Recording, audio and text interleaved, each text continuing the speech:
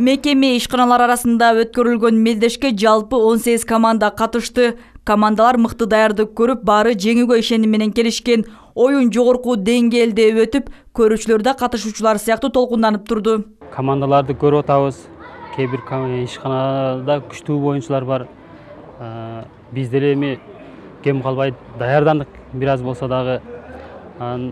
Негизи мырзалар ар дайым эле ойноп жүрөт футболду. Негизи спортто ар бир эле катышуучу жеңем деп ойлойт. Жеңемдеген, жеңишке жетебиз деген үмүтүбүз бар. Спорт менен машыгууга үндөө максатында өткөрүлгөн мелдеш 23-июнь мамлекеттик кызматкерлердин күнүнө карата уюштурулган.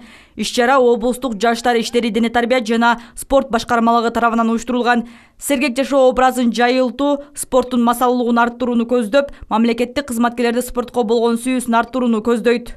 Бул спорттук иш-чаранын негизги максаты ошол спорттун массалуулугун калк арасында жайылтуу, спортко болгон кызыгууну элдер арасында арттыруу.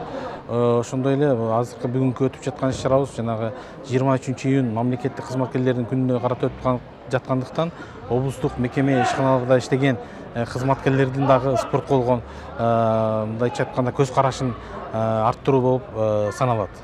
Бүгүнкү спорттук иш-чара спорттун волейбол, кичи футбол жана кол күрөшү боюнча өткөрүлөт.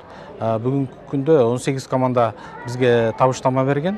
Ошонун ичинен 18 командада кичи футбол, 9 команда волейбол боюнча, 9 команда кол күрөш боюнча табыштамаларын беришкен.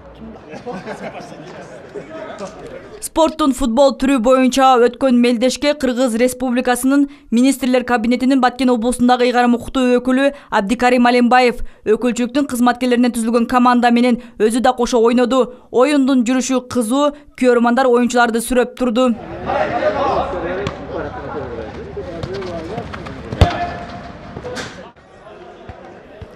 Мелдештин жеңүүчүлөрүнө уюштуруучулар тарабынан кубок, баалуу белектер, акчалай сыйлык жана ардак грамота тапшырылат. Нурзат Кабылжан кызы, Эрнис Азамат уулу, Алтын беш жаңылыктары.